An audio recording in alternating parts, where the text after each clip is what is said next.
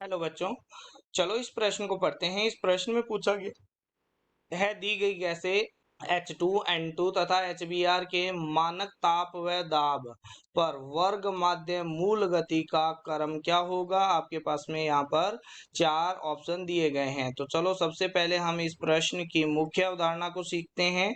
तो मुख्य अवधारणा के अंदर हमारे पास में आता है गैस अणुओं की वर्ग माध्य मूल वेग होता है जिसे हम VRMS से लिखते हैं। उसका जो सूत्र होता है वो होता है रूट में 3RT अपोन में क्या होता है, M होता है।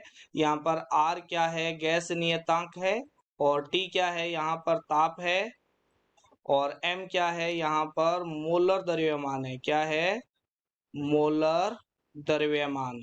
ठीक है। तो यहाँ पर अगर हमारे पास में अगर ताप नियत है, यदि ताप नियत है तो, क्योंकि यहाँ पर एसटीपी दिया गया है, मानक ताप दाब दिया हुआ है, तो अगर ताप नियत है तो जो VRMS होता है किसी भी गैस का वो क्या हो जाता है,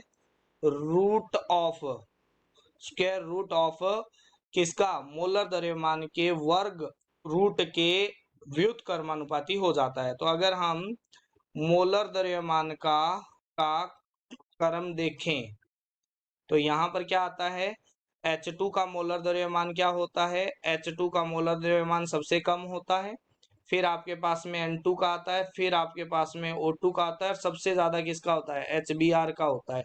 क्यों होता है ऐसा, तो हमारे पास में हम इनके मोलर द्रव्यमान को देख लेते हैं। तो इसका होता है आपके पास में 81 AMU, 81 ग्राम लिख देते हैं अपने, क्योंकि यहाँ पर हम बात कर रहे हैं मोलर द्रव्यमान की। तो इसका मोलर द्रव्यमान होता है 81 ग्राम, O2 का होता है 32 ग्राम, और N2 का होता है 28 ग्राम, और H2 का होता है 2 ग्राम। ठीक है। तो VRMS का क्रम क्या हो जाएगा, VRMS का जो सही ऑर्डर हो जाएगा वो हो जाएगा कि H2 का VRMS है वो सबसे ज्यादा होगा, फिर N2 का, फिर O2 का, और सबसे कम किसका आएगा, HBr का आएगा। ठीक है। तो सबसे ज्यादा किसका आएगा, H2, फिर N2, फिर O2, और सबसे कम किसका आएगा, HBr का, जो ऑप्शन बी में दिया गया है। आशा करते हैं मुख्य अवधारणा के आधार पर आपको इस प्रश्न का उत्तर समझ में आया होगा। धन्यवाद।